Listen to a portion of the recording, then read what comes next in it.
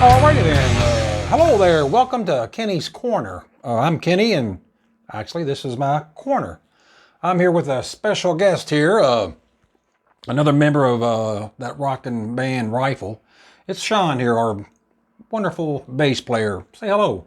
Hello. That's enough. Yeah. Anyway, yeah. I'll stop now. Thanks for stopping by. Thanks for having me, Kenny. Yeah, I know it. I mean, it's I know nice back here. It's a long way from where you all usually stay, which I is know. It's right there. I'm usually right there. 6 feet away. Yeah. Well, yeah. or 7. 6. It depends. Yeah. Sometimes I come up closer. You do, yeah. Yeah. But I'm afraid you're going to hit me with your stick or your cymbal. Yeah, well, I get too close. If you get too close, happened. How old was you when you started playing bass or music? In other words, guitar and stuff. I know you played guitar early on, and even drums. I did start out. I started out as a guitarist. Yes. And that was because of my neighbor that lived across the street. His name was Butch. Butch Haft. I don't know. I guess I can say that. He probably won't care. Very nice guy. I'm still friends with him. He actually taught me how to play guitar. He played acoustic guitar. Oh, cool. And so the first little song that I learned, he taught me like a version of Malagueña, which I know isn't right, but it was cool. And I just learned a lot from him. And then some of the kids in the neighborhood were playing stuff that was on the radio that I liked, like "Smoke on the Water." Oh, Of course, that was my first rock riff that I learned. So I got this acoustic guitar when I was about 10. And then when I got a Tisco electric guitar, one pickup from Super X Drugs. Was there a Super? I think my mom got it at a drugstore. I want to say Super X or something. Yeah, right there at in Louisville here. Yes. At My mom worked there, Super X. Yes. Yes. Huh. Awesome. I love your mom. Oh well, Awesome. I do too. Yeah. But so I got that, and then I started learning how to just play with the kids around the neighborhood. Everyone played, and then I guess I got pretty good. People liked me and wanted me to play music with them. And my parents got me an Ibanez Les Paul copy. Yes. And I actually started playing like in bands pretty quickly with older people. I guess I was playing okay for my age. I mean, this is like, I'm 12 at this point, 11 and a half to 12. So when I was almost 12, I took my guitar to Pennsylvania when we went, because I'm originally from there, and I went to hang out with my cousin Nikki. A few years older than me, always looked up to him, and he was a drummer, and just a good friend to me all the years, and he turned me on to Rush.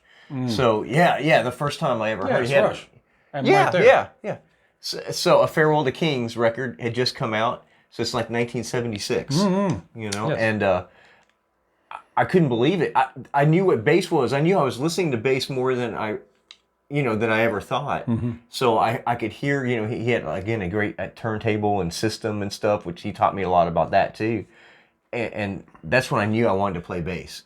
Now, I had just gotten this guitar, so I didn't have a real option to start playing bass. Right. So I played guitar, obviously, for a while in bands with you, when we were in high school as a guitarist. Back in the early 80s or so. Or when I was 14, I played bass for the first time in a band for a big party, and I never looked back from there. When I guess I got my first real bass, Jet had a cousin, or still has a cousin that had this.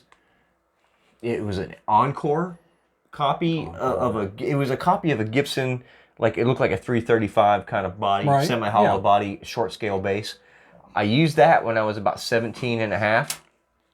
And then when I turned 18, I bought my SD Curly. And that was, from then on, that's all I've done is play bass other than drums. Oh, yeah.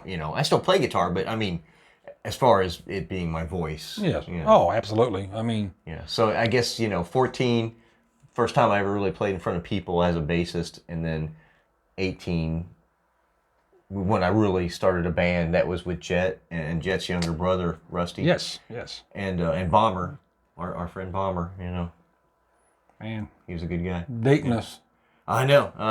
Yeah. So that's when it started, was 1976, I guess, is when I really discovered that I wanted to be a bass player and really became a bass player and took it completely seriously in 1983.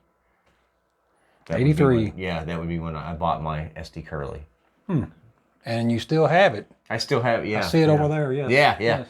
Yeah, it's a 1978 You kind SD of Curly. parted ways for a while, didn't you? And then all of a sudden... We did, yeah. I lost it for a while. I wish I never would have. All that worked out okay, but I pawned it because I was in Crown of Thorns with Jet. It was Jet and Brian and RT was in vocals and Chris and Chris Hester was our drummer. Chris Hester. Yes. So we had I started playing guitar with them because they needed a guitarist, and the band I was in, Bethlehem, had kind of broken up, and so I knew the song, so I ended up playing guitar. I needed a guitar, and it was back in the day. I didn't have a lot of extra money, so I pawned that SD Curly, and I got a nice, really nice Yamaha guitar, which I wish I still had. It was a single pickup Strat kind of guitar, but. Anyway, I missed it and hated it, and I've always kicked myself because of that.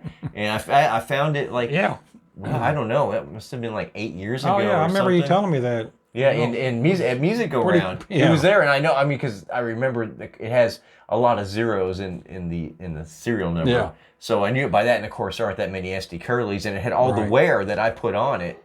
I'm like, oh my, that's my bass, because I put that same wear. It seems like on all my basses. It's actually pretty cool that you would. Yeah. So I bought it back. So I bought it, and then sold it, and then bought it back again. So don't play it much now, but it's still there. Although it will be on our new Rifle Project record coming out in a few months. Yes. He spoke about where when you started and what you started with and everything. But how about some of the bands? Some people like to always hear your favorite bands or the ones that's kind of got you going and stuff when you was younger, listening to certain bands. And the first record I ever bought was Captain Fantastic, Elton John. I thought I wanted to play piano. I just knew Elton John from the radio, and this is right again around I was 10, I guess. So but right before I had gotten the guitar, even though I got a guitar, and that first song, when I listened to it, Captain Fantastic, I didn't know anything on that record. I just liked the cover. Right, yeah. So as soon as Davy Johnstone, the guitarist, he hits that chord, it just sounds, I think it's a Strat and a Marshall. It just sounded so great. At that moment, I'm like, I want to play guitar. It moved me so much. Yeah. So as weird as it is, I think Elton John introduced me to what I would call like rock music, because prior to that, I listened to a lot of R&B and funk and stuff that was on the radio, which I still really love. Yes. But I didn't know what it was at the time, and that was when I really knew I wanted to play something, and I would credit Davy Johnstone moving me towards guitar away from piano, and then again, I didn't realize I'd listened to what I thought was guitar was bass. I didn't know the difference when you're so young. So. Right. But so I think it was that, and then the second record that I bought was Aerosmith. It was Toys in the Attic. Toys in the Attic. Yes. And I think, I definitely that made me a rocker from there. So I think it took me in another direction, and then at that point I had gotten. I figured I liked records, and I'm mowing grass, to get records and stuff. And the next record I got, again, because I liked the cover, was Thin Lizzy Fighting. So, and again, it turned out to be a good rocker too, and I still love Thin Lizzy. So those bands, Rush, of course, which I just mentioned, which I hadn't heard at this point yet. Yeah. But, really it was that. And then Zeppelin was on the radio a lot. So Pink Floyd, all that. And then when I heard Rush, it opened me up to a whole lot more. But I think that initially I would have to say Elton John and Aerosmith, I think were the first, and Thin Lizzy were the first bands that made me realize that I'm going to do this for the rest of my life. And you pretty much have so far. Yeah, I mean, I'm going to play something, and I'm going to listen to music for the rest of my life. And, I have. Well, exactly. So if you have old records and stuff out there and you want to get rid of or whatever, Sean will come mow your grass for him. I will mow your lawn for records. Yeah, exactly. I will, as long as I don't have to travel far. I don't like driving much. Yeah. So if you're not close, just send me your If you're records. not like next door or so, forget about it. Yeah, So, yeah. Anyway, so Bring your lawn to me and I'll mow it. yeah. So anyway, so we've been playing in this band for quite a while, I guess now. With this lineup that we have now. Yeah, I think 16 years or so. I think that's what we playing. I think that's what we with thought. Rifle. Yeah. So, and we've been Rifle for a long time, but yeah. Yes. Yeah, I think you became our official and permanent drummer. Yeah. 16 years ago. I remember that quite well. We met up again after a long time apart. And we met, and of course at that time I haven't played for, probably played for a long 20 time. years, probably or close to it, probably. Yeah, you hadn't played for a long time, which after we was surprised playing me, yeah. back in high school days, I kind of. But it was weird because when you started playing down here at that party we were having, which is how we made it happen again. Yeah. We happened to need a drummer because our last one, he just got too busy. Excellent drummer, great guy, still great friends.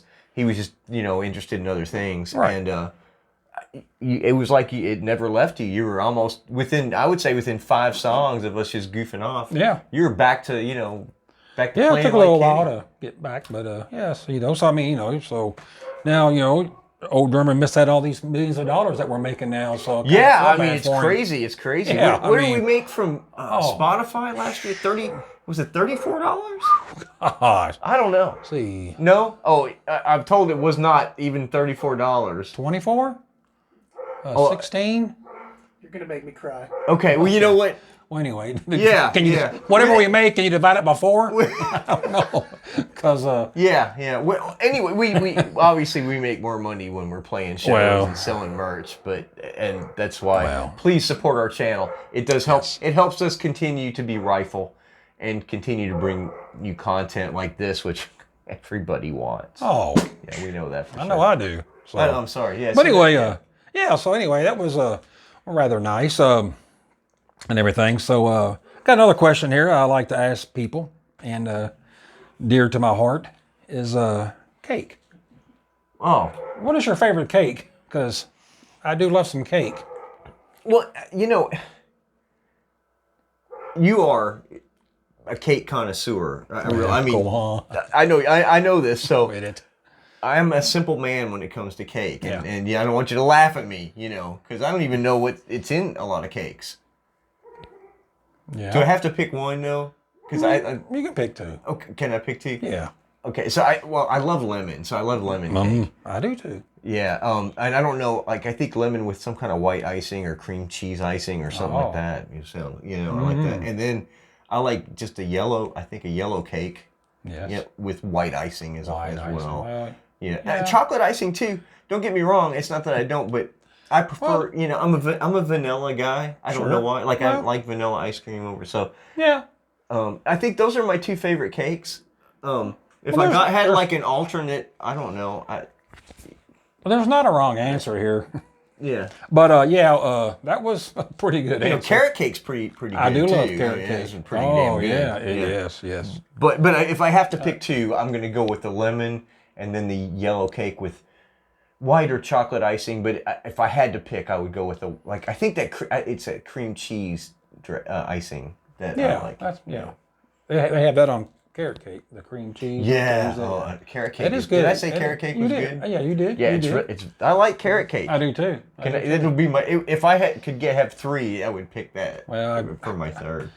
Crumb cake isn't too bad I gave either. you 2. Now look, if you go on and keep on going, everybody's gonna be one. I know. So we got to stop it sometime. Okay, but so we'll talk about it later, though. Okay, lemon and yellow with the white cream cheese icing. I think I like that cream cheese icing. Okay, yeah. The white cream cheese icing, Fair enough. Yeah. I'm going with those. Okay. Well, anyway, it's not as good as my favorite cake, but anyway, it'll do. What's that? You want to know what it is? Okay. It's a German chocolate cake with a homemade icing. It's the best ever. I mean, that is also, it's Amy's favorite. Yes, that's right. I remember that now, actually, yeah, it's her very favorite cake. My lovely wife Teresa makes it for me every year on my birthday, and I do look forward to it. It makes me want to have 2 birthdays in a year. So anyway, that about wraps it up here for this episode of Kenny's Corner. Kenny's Corner. Yeah, I like it. I like it back here. So anyway, it smells funny. Yeah. Yeah. All right. So, Anyway, love you, man. Thank you. So Thanks yeah, for well, having thanks me. for coming and appreciate it. So I guess next time I'll see you and you'll be over there. I'll be over there playing my Everything, bass. so, yeah, thinking about lemon cake. Right. Okay. So anyway, remember, listen to Rifle every day. Every day. Listen to Rifle every day. Please subscribe. Hit your bell and tell your friends. Thank you for listening to Rifle. Like always, rock on.